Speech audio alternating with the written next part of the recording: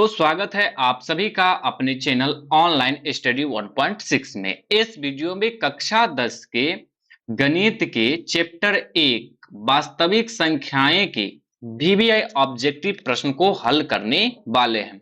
देखिए, जितना भी ऑब्जेक्टिव प्रश्न है ये सभी ऑब्जेक्टिव प्रश्न पिछले वर्ष तक के बोर्ड एग्जाम में पूछा गया प्रश्न है।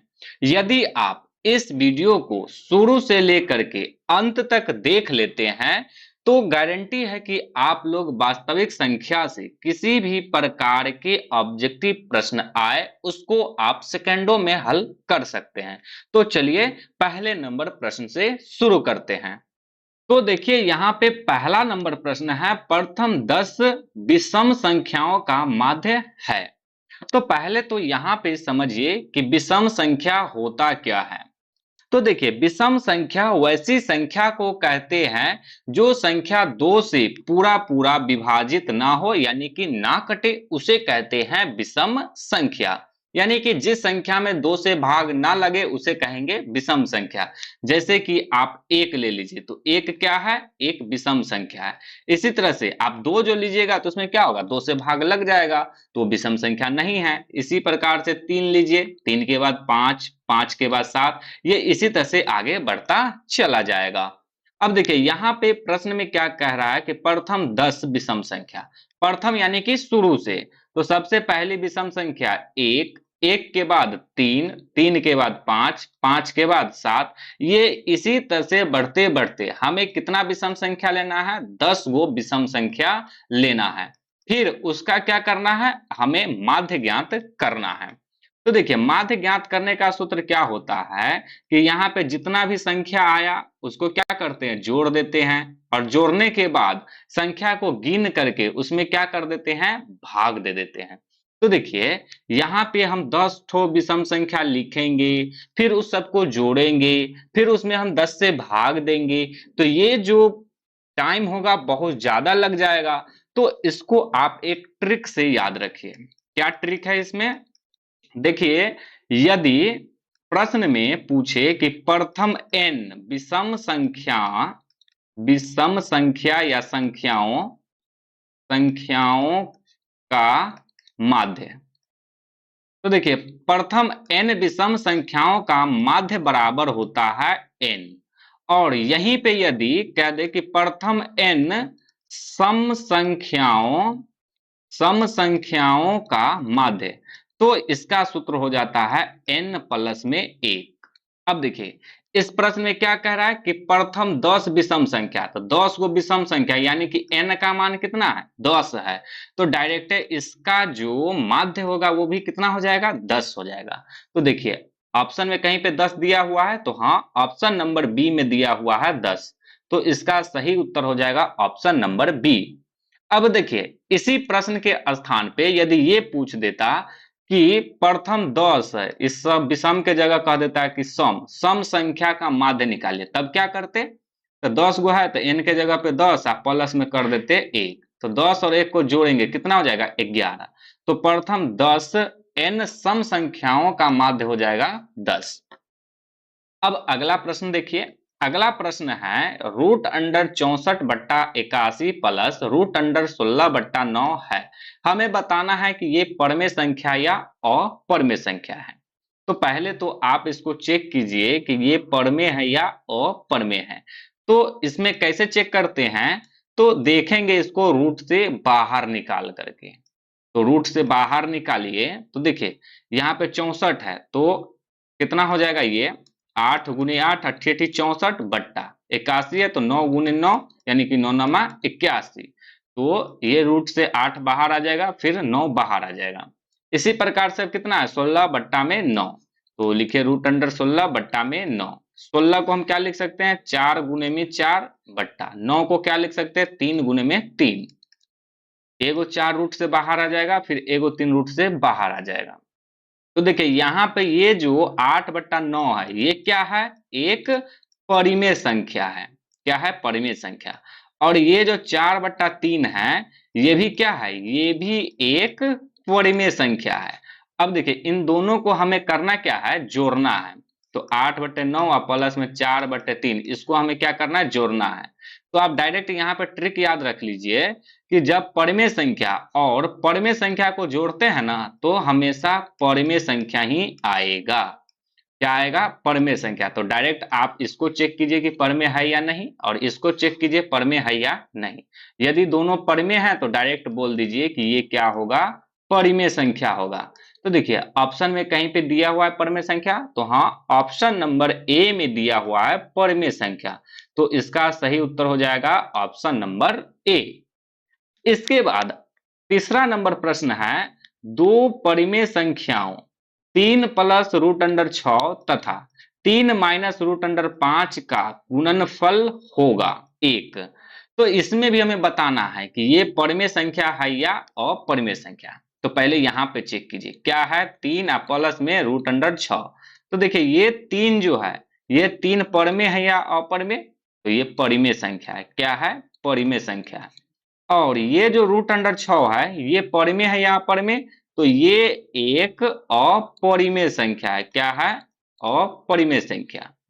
तो देखिए परिमेय संख्या, इसको हमेशा याद रखिएगा कि परिमेय संख्या और अपरिमेय संख्या का जोड़ जो है, ये हमेशा होता है अपरिमेय संख्या। क्या होता है? अपरिमेय संख्या।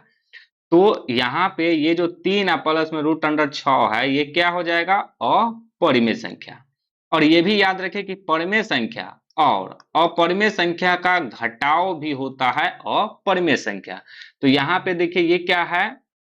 3 और माइनस में रूट अंडर 5, तो ये भी क्या हो जाएगा? ये भी हो जाएगा एक अपरिमेय संख्या। और देखिए एक चीज और समझिए यहाँ पे कि परिमेय संख्या और अपरिमेय संख्या का गुना भी होता है अपरिमेय संख्या। तो यहाँ पे आप देखिए, आप फाइनल डिसीजन पे क्या पहुंचे? ये क्या है? ये है अपरिमेय संख्या। क्या है? ये अपरिमेय संख्या। और ये भी क्या है? ये भी है अपरिमेय संख्या। यही है। और हमें क्या कह रहा है कि इन दोनों को गुना करके बताइए कि ये परिमेय है या अपरिमेय। तो देखिए क्या बताएं आपको कि परिमेय संख्या, अपरिमेय संख्या और अपरिमेय संख्या का गुणनफल भी क्या होता है? अपरिमेय संख्या। तो इसका सही उत्तर हो जाएगा ऑप्शन नंबर बी, अपरिमेय संख्या। लेकिन एक चीज इसमें यह ध्यान दे रखिएगा कि यदि अपरिमेय संख्या और अपरिमेय संख्या का गुणनफल क्या होता है? अपरिमेय संख्या। लेकिन जब दोनों अपरिमेय संख्या बराबर हो जाएगा ना, दोनों अपरिमेय संख्या यदि बराबर होगा, तब उसका जो हम गुना करेंगे तो उसका गुणनफल होता है परिमेय संख्या। इसको एक उदाहरण से समझ लीजिए, जैसे कि रूट अंडर 3 क्या है? अपरिमेय संख्या। और रूट अंडर 3 भी क्या है? अपरिमेय संख्या। तो ये दोनों क्या है? बराबर है, इसीलिए ये क्या हो जाएगा? परिमेय संख्या।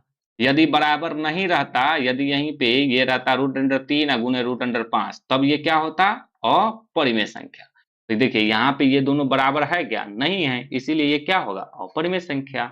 इसके बाद अगला प्रश्न है चौथा नंबर, रूट अंडर 10 गुने रूट अंडर 15 है। इसमें भी हमें बताना है कि ये परिमेय है या अपरिमेय है।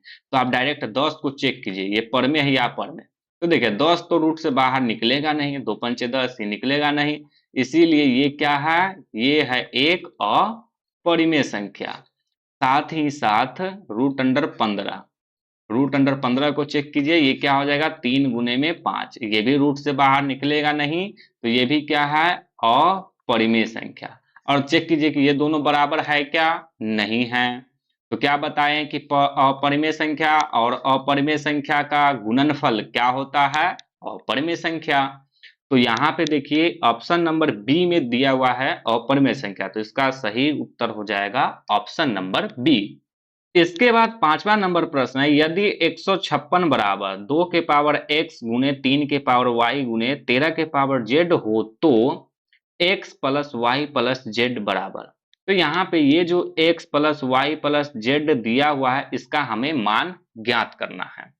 तो देखिए सबसे पहले प्रश्न में दिया हुआ क्या है? प्रश्न में दिया हुआ है 156 बराबर में दिया हुआ है 2 के पावर x गुने 3 के पावर y गुने 13 के पावर z, ये दिया हुआ है। तो आपको जब कभी भी इस तरह के प्रश्न दिखे ना, तो इसमें दिया हुआ है इस 156 का अभाज्य गुणनखंड। तो इस 156 का आप कर दीजिए अभाज्य गुणनखंड। तो इस 156 का अभाज्य गुणनखंड कीजिएगा यानी कि एलसीएम दीजिएगा, तो पहले कितना से लगेगा 2 से, 2 सत्ते 14, फिर 2 अट्ठे 16, फिर लगेगा ये 2 से, ये हो जाएगा 39, अब लगेगा ये 3 से, 3 एकम 3, 3 तिया 9, अब लगेगा 13 से, 13 एकम 13। तो ये जो 156 है, इस 156 का अभाज्य गुणनखंड क्या हो जाएगा 2 गुने 2 गुने 3 गुने 13। तो यहाँ पे लिख दीजिए 2 गुने 2 गुने 3 गुने में 13 लिख दिए। अब इसको आप पावर के रूप में लिखिए, पावर यानी कि घातांक के रूप में लिखिए। तो देखिए यहाँ पे 2 कै बार है गुना के रूप में 2 बार, तो 2 के पावर हो जाएगा 2 गुने 3, 3 कै बार है गुना के रूप में 1 बार, तो 3 के पावर हो जाएगा 1 गुने 13 कै बार है गुना के रूप में 1 बार, तो 13 के पावर हो जाएगा 1। इसके हिसाब से अब यहाँ पे आइए, देखिए 2 के पावर कितना दिया हुआ है x, और यहाँ पे 2 के पावर कितना आया है 2, यानी कि x का मान कितना हो जाएगा 2 हो जाएगा। अब 3 के पावर कितना दिया हुआ है y, और यहाँ पे 3 के पावर कितना है 1, इसके अनुसार y का मान कितना हो जाएगा 1। 13 के पावर कितना है z, और यहाँ पे 13 का पावर कितना आया है 1, तो इसके हिसाब से z का मान क्या हो जाएगा 1 हो जाएगा। और हमें निकालना है किसका मान x plus y plus z का मान। तो अब मान रख दीजिए इसमें x का मान कितना है 2, तो रख दीजिए 2 प्लस y का मान 1 प्लस z का मान 1, तो 1 बराबर 2 और 1 3, 3 और 1 4। तो देखिए कहीं पे ऑप्शन में 4 दिया हुआ है, तो देखिए यहाँ पे ऑप्शन नंबर ए में ही दिया हुआ है 4, तो इसका सही उत्तर हो जाएगा ऑप्शन नंबर ए 4। इसके बाद अगला प्रश्न है 0.3, 3 के ऊपर लगा हुआ है बार प्लस 0.4, 4 के ऊपर लगा हुआ है बार का सरल रूप है। तो देखिए सरल रूप कहने का अर्थ यह होता है कि आप इसको P बटे Q यानी कि बट्टा के रूप में लिखिए, या इसी यहाँ पे सरल दिया हुआ है ना, इसी को आपको ये भी कह सकता है कि इसको परिमेय संख्या के रूप में लिखिए, या इसी को ये भी कह सकता है कि P बटे Q के रूप में लिखिए। तो ये तीनों चीज जो है ना, ये तीनों चीज बराबर ही हैं। तो सरल रूप में कह रहा है तो हम क्या करेंगे, इसको बट्टा के रूप में बदलेंगे। तो क्या है, पहले तो है 0.3, 3 के ऊपर लगा हुआ है बार। तो देखिए जब कभी भी दशमलव के बाद कोई संख्या या अंक पे बार लगा हुआ हो, तो दशमलव के बाद जय गो अंक पे बार लगा रहेगा उतना 9 लिख देंगे बट्टा के नीचे। देखिए कैसे, ये 0.3 है ना, तो 0 और 3 लिख दीजिए और दशमलव हटा दीजिए। अब देखिए कै गो अंक पे बार लगा हुआ है, एगो अंक पे, तो बट्टा में एगो 9 दे दीजिए। अब आगे क्या है 0.4, तो 0.4, 4 के ऊपर लगा हुआ है बार। तो देखिए यहाँ पे 0.4 लिखिए, बट्टा में दशमलव हटाइए, और कै गो अंक पे बार लगा हुआ है एगो पे, तो बट्टा में एगो 9 दे दीजिए। तो ये क्या हो गया 3 बट्टा में 9, आप प्लस में ये क्या हो गया 4 बट्टा में 9। अब इसको क्या कीजिए आप जोड़ दीजिए, बट्टा पर के जोड़ है, तो 9 9 का एलसीएम 9, अब ये ऊपर में 3 और प्लस में 4, 4 और 3 हो जाएगा 7 और बट्टा में 9। ऑप्शन में कहीं पे दिया हुआ है, तो हाँ देखिए ऑप्शन नंबर बी में दिया हुआ है 7 बट्टा में 9, तो इसका सही उत्तर हो जाएगा ऑप्शन नंबर बी 7 बट्टा में 9। इसके बाद अब अगला प्रश्न है 7वां नंबर, यदि Q एक धनात्मक पूर्णांक है तो निम्नलिखित में से कौन धनात्मक विषम पूर्णांक है। अब यहाँ पे धनात्मक विषम पूर्णांक को समझिए।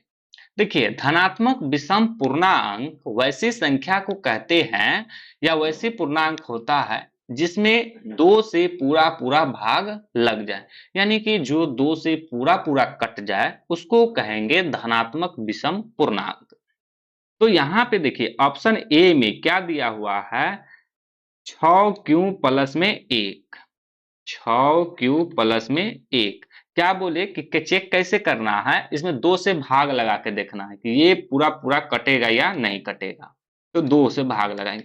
तो देखिए यहाँ पे ये जो 2 है इसको हम ऐसे अलग अलग करके लिख सकते हैं ना, 6Q और बट्टा में 2 और प्लस में 1 बट्टा 2, ये समझाने के लिए लिखे हैं, ऐसे लिख सकते हैं ना। लिखिए, अब काटिए इसको, 2 तिया 6 कट तो गया, लेकिन ये 2 से ये 1 कटेगा क्या, नहीं कटेगा, तो नहीं कट रहा, यानी कि ये 6Q और प्लस में 1 जो है ये क्या है, ये एक धनात्मक विषम पूर्णांक है।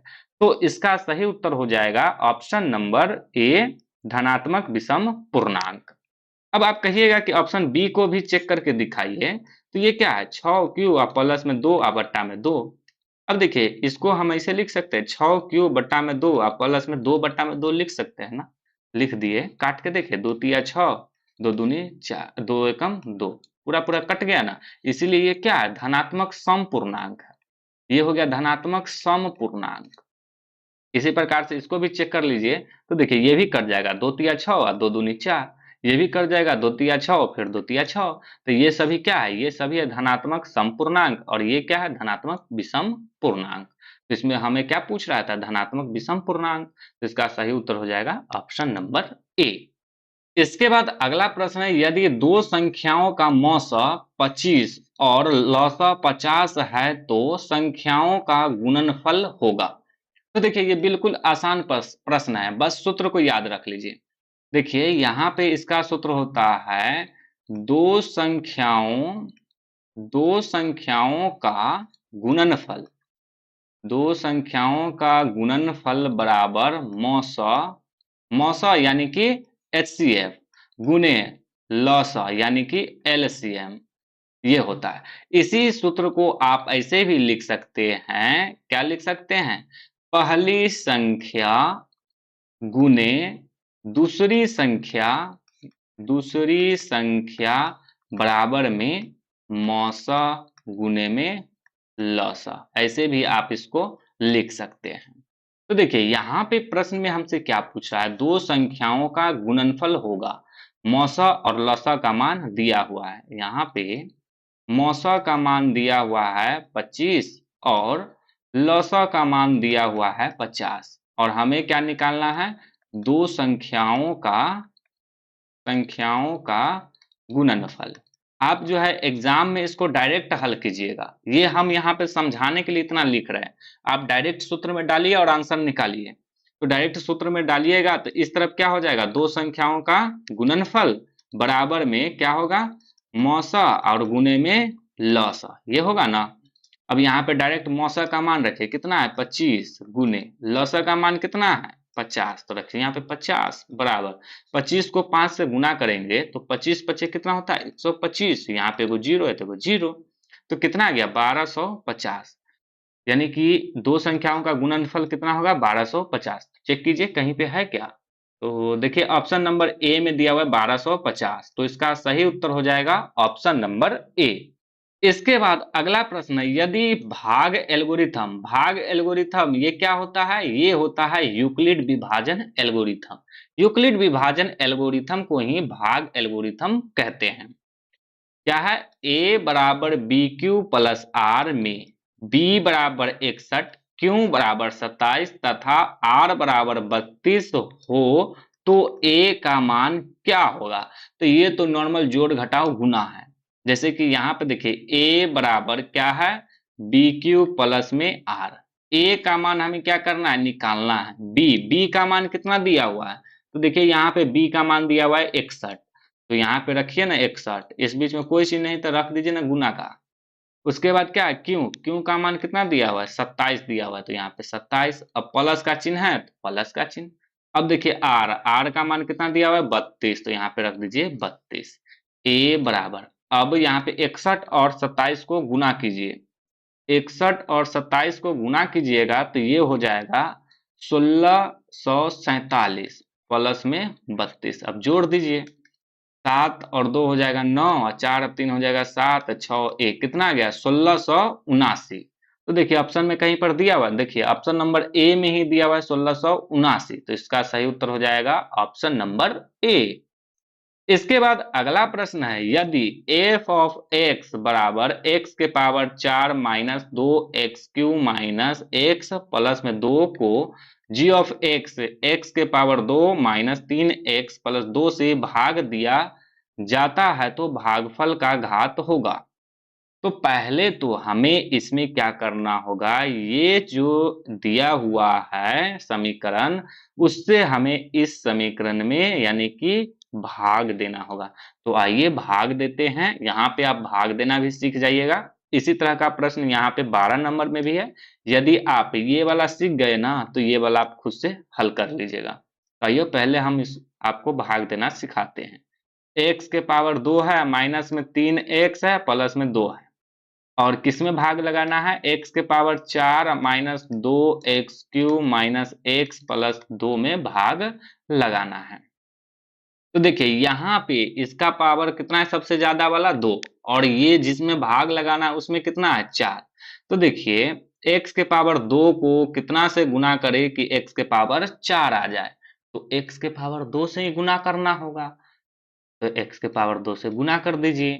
तो गुना करेंगे तो क्या हो जाएगा? x के पावर 4, अब बीच में माइनस का चिन्ह है तो माइनस का चिन्ह, 3x है, 3x को x के पावर 2 से गुना कीजिएगा तो क्या हो जाएगा? 3x के पावर 3, प्लस है प्लस 2 को x स्क्वायर से गुना कीजिए, क्या क्या हो जाएगा? 2x स्क्वायर हो गया। अब यहाँ पे इसको इसे घेर दिए। देखिए भाग में क्या होता है, चिन्ह बदल जाता है। ये क्या है? प्लस में है तो ये माइनस में, ये माइनस में तो प्लस में, ये प्लस में तो ये माइनस में। अब x के पावर 4 में से x के पावर 4 को घटाइए, कितना आएगा? 0, यानी कि ये दोनों कट जाएगा।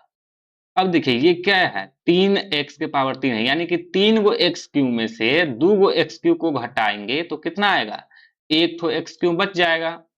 अब देखिए x के पावर 2 है, तो x के पावर 2 वाला है कहीं पे? नहीं है, तो इसको पहले ज्यों का त्यों उतार दीजिए, क्योंकि इसका साथी तो कोई है ही नहीं इसमें, इसीलिए ये उतर जाएगा ज्यों का त्यों।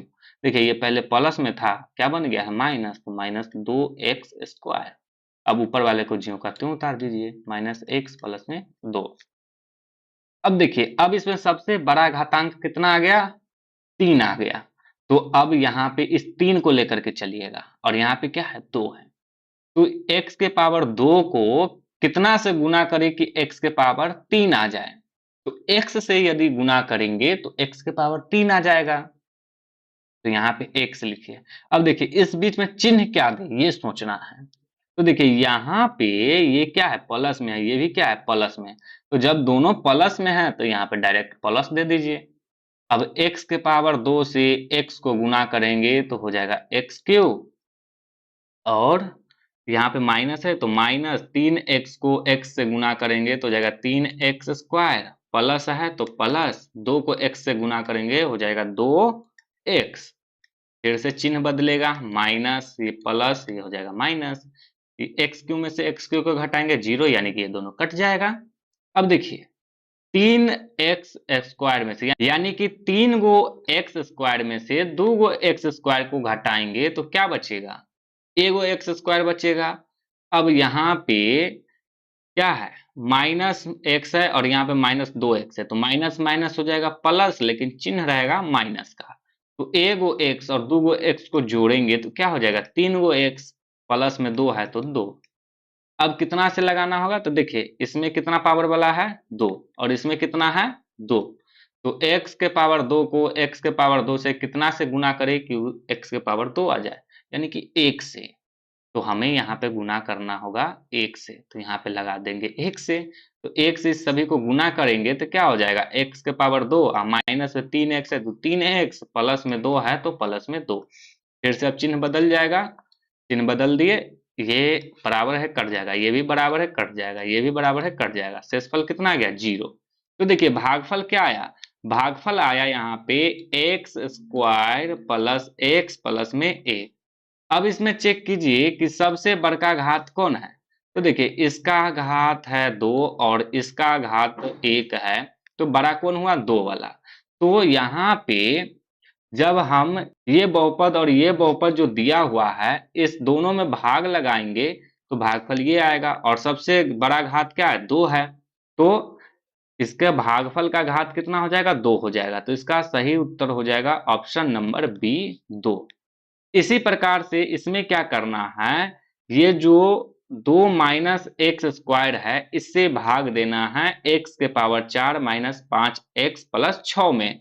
आप भाग दीजिएगा, जो आंसर आएगा वो कमेंट कीजिएगा। आपको यहाँ पे बता देते हैं, देखिए भाग दीजिएगा ना तो इसका भागफल आ जाएगा माइनस एक्स स्क्वायर माइनस में 2, और इसमें शेषफल भी बचेगा, इसमें शेषफल आएगा माइनस 5x प्लस में 10, ये आएगा शेषफल और ये आएगा भागफल। तो देखिए इसमें भी पावर कितना है? 2 है, तो इसका भी आंसर 2 होगा। लेकिन आप भाग करके देखिएगा, यदि भाग आपसे नहीं बनेगा तो कमेंट कीजिएगा, हम दूसरे वीडियो में इसको हल कर देंगे। इसके बाद अगला प्रश्न है, यदि 140 बराबर 2 के पावर x गुने 5 के पावर y गुने 7 के पावर z हो तो x plus y minus z बराबर। तो देखिए इसमें भी हमें क्या करना होगा, 140 का अभाज्य गुणनखंड। तो इसके लिए 140 का क्या करेंगे, एलसीएम देंगे। कितना से लगेगा, 2 से। 2 सत्ते 14, 0, फिर 2 से 35 दूना 70, फिर लगेगा 5 से, 5 सत्ते 35, अब फिर लगेगा 7 से, 7 एकम 7। तो 140 का अभाज्य गुणनखंड क्या हो जाएगा, 2 गुने 2 गुने 5 गुने 7।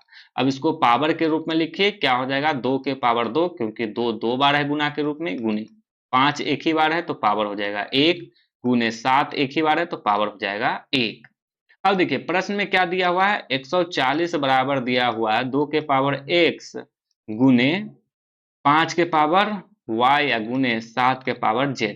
तो इसके हिसाब से x का मान कितना हो जाएगा, 2 हो जाएगा। तो यहाँ पे x बराबर में 2, y का मान कितना होगा, 1 होगा। तो y बराबर में 1, z का मान कितना होगा, z का मान 1 होगा। तो z बराबर में 1। हमें निकालना है किसका मान, निकालना है हमें x plus y minus z का मान। x plus y minus z, x का मान कितना है, 2, प्लस वाई का मान कितना है, 1, माइनस जेड का मान कितना है, 1। अब इसको हल कर दीजिए, 2 और 1 हो जाएगा 3, और माइनस में 1, 3 में से 1 को घटाइए, कितना आएगा, 2। तो इसका आंसर कितना हो जाएगा, 2। तो देखिए कहीं पे ऑप्शन में दिया हुआ है, तो देखिए ऑप्शन नंबर ए में दिया हुआ है 2, तो इसका सही उत्तर हो जाएगा ऑप्शन नंबर ए, 2। अब आइए अगला नंबर प्रश्न में। अगला नंबर प्रश्न क्या है, 0.75 के ऊपर बार का सरलतम रूप होगा। तो देखिए आपको पहले ही बता दिया है, सरलतम रूप का मतलब क्या हो गया, आप इसको p बटे q के रूप में बदलिए या परिमेय संख्या के रूप में बदलिए, ये सब बात बराबर है। इसी चीज को प्रश्न में ऐसे घुमा करके लिख देता है कि सरलतम रूप में लिखिए, यदि कटने वाला रहेगा तो उसको काटिए भी। तो यहाँ पे देखिए क्या है, 0.57, 57 के ऊपर क्या लगा हुआ है, बार। तो आपको पहले बताएं कि दशमलव हटा दीजिए, तो ये क्या हो जाएगा, 0.57, अब बट्टा दे दीजिए। अब देखिए दशमलव के बाद कै गो अंक पे लगा हुआ है बार, तो 1 और 1 2 गो अंक पे, तो 2 गो 9 दे दीजिए, दे दिए। अब देखिए आप इसको काट सकते हैं तो काटिए। तो ये कटेगा क्या, तो हाँ ये तो कट जाएगा, 3 से कटेगा। 3 एकम 3, 2 इसमें आ गया, 3 नमा 27, फिर 3 तिया 9, 3 तिया 9, तो कितना आ गया, 19 बट्टा में 33। देखिए ये और कटेगा क्या, नहीं कटेगा। तो ये जो 19 बट्टा में 33 आया, यही हो गया इसका सरलतम रूप। तो आइए इसके ऑप्शन में देखते हैं कि 19 बट्टा 33 दिया हुआ है या नहीं। तो देखिए यहाँ पे ऑप्शन नंबर ए में दिया हुआ है 19 बट्टा में 33, तो इसका सही उत्तर हो जाएगा ऑप्शन नंबर ए। इसके बाद अगला प्रश्न है, दो संख्याओं का मौसा 15 तथा लौसा 105 है, यदि उनमें एक संख्या 5 है तो दूसरी संख्या है। तो देखिए ये भी डायरेक्ट सूत्र पे है, आपको इससे पहले ही बता दिए थे, क्या बताए थे कि पहली संख्या गुना दूसरी संख्या, दूसरी संख्या बराबर क्या होता है, मौसा, और गुने में होता है लौसा। यह सूत्र बताए हुए थे। अब मान रख दीजिए, देखिए पहली संख्या का मान इसमें दिया हुआ है, कितना है, 5 है, तो 5 अगुने दूसरी संख्या का मान हमें निकालना है, तो दूसरी संख्या बराबर मौसा, मौसा का मान कितना दिया हुआ है, यहाँ देखिए 15 दिया हुआ है, तो यहाँ पे रख दीजिए 15, गुने लौसा, लौसा का मान कितना दिया हुआ है, 105, तो यहाँ पे रख दीजिए 105। अब इसको हल कर दीजिए, दूसरी संख्या बराबर 15 को 105 से गुना कीजिए, 15 को 105 से गुना करेंगे तो हो जाएगा 1575। हमें निकालना है दूसरी संख्या का मान, इसलिए इस 5 को बराबर किस तरफ से लाएंगे, इस तरफ, इधर गुना में, इधर आकर हो जाएगा भाग में। तो दूसरी संख्या बराबर 1575 बट्टा में 5, काट दीजिए, 5 तिया 15, फिर 5 एकम 5 और 2 इसमें आ गया, तो ये हो जाएगा 50 25, कितना से कट गया, 315 से। तो देखिए कहीं पे ऑप्शन में दिया है, तो देखिए ऑप्शन नंबर सी में दिया हुआ है 315, तो इसका सही उत्तर हो जाएगा ऑप्शन नंबर सी। इसके बाद अगला प्रश्न है, 0.375 के p बटे q के रूप में q का रूप है।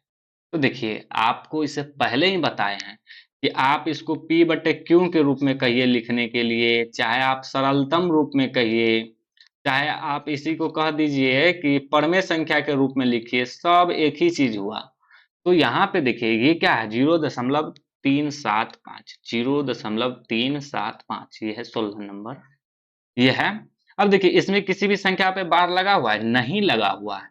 तो नहीं लगा हुआ है तो दशमलव हटाना तो आप सभी लोग जानते ही हैं। कैसे हटाते हैं?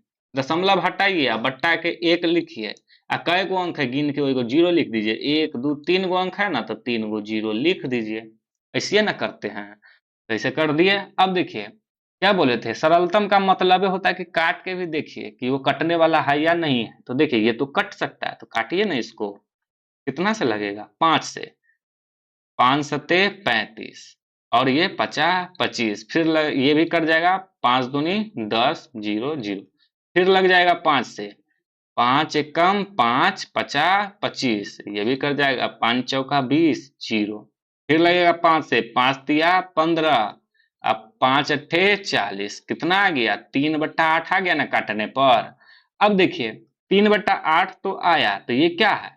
P बटे Q के रूप में तो आ गया, सरलतम रूप में आ गया। लेकिन यहाँ पे क्या कर रहा है कि Q का रूप है, हमें यहाँ पे ऐसे नहीं लिखना है। क्वेश्चन में कह रहा है कि ये जो Q है इसका रूप है, तो Q बराबर कितना है? 8 है, यही है ना। और P बराबर कितना है? 3 है। तो हमें क्या बताना है? Q का रूप। तो देखिए इसमें किस रूप में दिया हुआ है? अभाज्य गुणनखंड के रूप में दिया हुआ है। तो ये जो 8 आया है ना, इसको अभाज्य गुणनखंड कर दीजिए। तो 8 का अभाज्य गुणनखंड करेंगे तो कितना से लगेगा? 2 से। तो चौके 8, फिर 2 से, 2 दूनी 4, फिर 2 से, 2 एकम 2। तो 8 का गुणनखंड 2 गुने 2 गुने 2, यही आया। फिर 8 बराबर, अब पावर के रूप में लिखे तो 2 के पावर कितना हो जाएगा? 1 2 3 गो है तो 2 के पावर 3, तो 2 के पावर 3 आ गया। अब देखिए कोई दुनिया की कोई भी संख्या लीजिए, उस पे पावर 0 लगाइए, उसका मतलब होता है 1। तो जैसे यहाँ पे देखिए ऑप्शन नंबर ए में 2 के पावर तो 3 दिया हुआ है, साथ ही क्या लगा दिया हुआ? 5 के पावर 0। तो देखिए कोई भी संख्या हो, उसका पावर यदि हम 0 लिखते हैं तो उसका मतलब होता है 1। तो यदि हम 8 को 1 से गुना करेंगे तो क्या ये 16 हो जाएगा? नहीं ना, ये 8 का 8 ही होगा। तो इसीलिए यहाँ पे 8 का जो है गुणनखंड कितना है? 2 के पावर 3 गुने 5 के पावर 0 लिख दीजिए। तो ये क्या हो जाएगा? इसका सरलतम रूप। तो 5 के पावर 0 हम लिख सकते हैं। यदि यहीं पे रह देता ना 10 के पावर 0 तो भी लगा सकते थे आराम से, क्योंकि किसी चीज का पावर क्या होता है? 1 होता है। पावर 0 क्या होता है? 1 होता है। तो लगा दिए। तो इसका सही उत्तर क्या हो जाएगा? ऑप्शन नंबर ए, 2 के पावर 3 गुने 5 के पावर 0। इसके बाद अगला प्रश्न है, एक परिमेय संख्या एवं एक अपरिमेय संख्या का गुणनफल कैसी संख्या होती है? तो आपको पहले ही बता दिए हैं शुरू में ही कि एगो अपरिमेय संख्या और एगो परिमेय संख्या का गुणनफल जो होता है वो हमेशा क्या होता है? अपरिमेय संख्या होता है। और गुणनफल ही क्या, जोड़ घटाव भी क्या होता है? अपरिमेय संख्या। तो इसका सही उत्तर क्या होगा? ऑप्शन नंबर बी, अपरिमेय संख्या। इसके बाद अगला नंबर प्रश्न है, 6 plus root under 125 minus 3 plus root under 5 plus into 1 minus 4 root under 5 है। हमें इसमें भी चेक करना है कि ये परिमेय संख्या है या अपरिमेय संख्या। तो इसको चेक कर लेते हैं पहले। देखिए यहाँ पे क्या है, 6 प्लस में रूट अंडर 125, 125 को आप रूट से बाहर निकालने का कोशिश कीजिए। तो कैसे निकलेगा? तो 125 को हम ऐसे लिख सकते हैं, रूट अंडर 5 गुने 5 गुने 5, क्योंकि 50 25, 25 पचे 125। तो देखिए ये दोनों एक ही तरह का गुना के रूप में, तो एगो 5 रूट से बाहर आ जाएगा। अब ये अकेला बच गया, इसलिए रूट के अंदर में रह जाएगा। और अगला क्या है? अगला सब निकला हुआ है, बस इसी में लेट था। तो ये क्या है? 6 और प्लस में क्या हो जाएगा? 5 और रूट अंडर 5। अब देखिए ये क्या है? माइनस है, और ये यहाँ पे कोई चीज नहीं तो प्लस का, तो ये माइनस कोष्ट को तोड़ रहे हैं, इसीलिए इस माइनस से इस दोनों को गुना करेंगे। तो ये क्या हो जाएगा? माइनस प्लस हो जाएगा माइनस, 3 है तो 3, फिर ये माइनस और ये प्लस क्या हो जाएगा? Minus root under 5। अब फिर इस वाले कोष्ट को तोड़िए, तो फिर इससे होगा तो ये प्लस क्या हो जाएगा, प्लस में 1। फिर यहाँ पे देखिए ये प्लस ये माइनस, तो प्लस माइनस माइनस 4√5। अब इसको हल कर दीजिए। तो देखिए यहाँ पे क्या है, 6 है और यहाँ पे 3 है और यहाँ पे 1 है। 6 में से 3 को घटाइएगा, कितना आएगा, 3 आएगा। फिर 3 में इस 1 को जोड़िएगा, कितना आएगा, 4 आएगा। अब देखिए ये क्या है, 5 गो रूट 5 है। तो 5 गो रूट 5 में से आप 1 गो रूट 5 घटा दीजिएगा, क्या आएगा, 4 गो रूट 5 आएगा। फिर इस 4 गो रूट 5 में से 4 गो रूट 5 को घटा दीजिएगा, तो घटाने पे कितना आएगा, 0 आएगा। तो यहाँ पे माइनस में लिख दीजिए 0, चाहे प्लस में लिख दीजिए 0, कोई फर्क नहीं पड़ता है। अब 4 में से 0 को जोड़िए या घटाइए, बात बराबर ही आएगा, 4 ही आएगा। अब बताइए ये 4 पर में है या पर में, आप एकदम आंख बंद करके बताइएगा कि ये क्या है, परिमेय संख्या। तो देखिए ऑप्शन में कहीं पे दिया हुआ है, तो देखिए ऑप्शन ए में दिया हुआ है परिमेय संख्या, तो इसका सही उत्तर हो जाएगा ऑप्शन नंबर ए। अब इसके बाद अगला प्रश्न है, यदि q एक धनात्मक पूर्णांक है तो निम्नलिखित में कौन धनात्मक समपूर्णांक है। देखिए इससे पहले वाले में क्या पूछा था, धनात्मक विषम पूर्णांक, और यहाँ पे पूछ दिया धनात्मक समपूर्णांक। आपको पहले ही बता दिए हैं, जिसमें 2 से पूरा पूरा भाग लग जाएगा वो होगा धनात्मक विषम पूर्णांक, और जिसमें 2 से पूरा पूरा भाग ना लगेगा वो क्या होगा, धनात्मक समपूर्णांक। चेक कीजिए कि 2q प्लस में 1, 2 से भाग लगाइए, तो इसको हम ऐसे लिख सकते हैं ना, 2q बट्टा में 2 प्लस में 1 बट्टा में 2। तो ये 2 से ये 2 कट जाएगा, लेकिन ये कटेगा क्या, नहीं कटेगा। तो ये जो नहीं कटेगा तो ये क्या हो गया, धनात्मक सम पूर्णांक होगा या विषम पूर्णांक। तो ये तो धनात्मक विषम पूर्णांक होगा, क्योंकि ये 2 से पूरा पूरा ना कटा है। तो यहाँ पे लिख देंगे धनात्मक विषम, चेक करना बता रहे हैं। इसके बाद क्या है, 2q, तो 2q, अब इसमें भी भाग लगाइए 2 से, तो क्या ये कटेगा, 2 से 2 एकम 2, पूरा पूरा कट गया, इसलिए क्या हो गया, धनात्मक सम पूर्णांक। क्या हो गया, धनात्मक सम पूर्णांक। तो हमसे यही पूछ रहा था कि ये जो नीचे में दिया हुआ है इनमें से कौन धनात्मक सम पूर्णांक है, तो ऑप्शन नंबर बी हो जाएगा इसका सही। इसके बाद अगला प्रश्न है, यदि भाग एल्गोरिथम a बराबर बी क्यू प्लस आर में b बराबर 43, q बराबर 31 तथा r बराबर 32 हो तो a का मान होगा। इससे पहले वाले जो क्वेश्चन था उसमें भी ऐसा क्वेश्चन बनाए थे, तो यहाँ पे भी बना लीजिए। क्या है, a बराबर क्या है, बी क्यू प्लस में r, a का मान हमें निकालना है, ये रहने दीजिए। देखिए यहाँ पे b का मान कितना है, 43, तो यहाँ पे रखिए 43, इस बीच में कोई चिन्ह नहीं, तो दीजिए ना गुना का चिन्ह। इसके बाद क्या है, क्यू का मान कितना है, 31, तो यहाँ पे रखिए 31 प्लस r का मान कितना है, r का मान है 32, तो यहाँ पे रख दीजिए ना 32, रख दिए ना। अब इस सभी को गुना कीजिए ना, तो 43 और 31 को गुना करेंगे तो ये हो जाएगा 1333, अब प्लस में 32 है तो 32, अब जोड़ दीजिए ना। तो जोड़िएगा तो 3 में 2 को जोड़िएगा, कितना हो जाएगा, 5, 3 में 3 को जोड़िएगा हो जाएगा ये 6, अब 3 है 3 है 1, तो कितना आ गया, 1365। तो देखिए ऑप्शन में कहीं पर दिया हुआ है, ऑप्शन नंबर ए में ही दिया हुआ है 1365, तो इसका सही उत्तर हो जाएगा ऑप्शन नंबर ए। तो उम्मीद है कि आप लोगों को जितना भी ऑब्जेक्टिव प्रश्न हल करके बताए हैं, ये सभी आप लोगों को समझ में आया है। समझ में आया है तो इस वीडियो को लाइक कर दीजिए और चैनल को सब्सक्राइब जरूर कर दीजिए। इसके बाद हम प्रश्न संख्या 21 से हल करेंगे।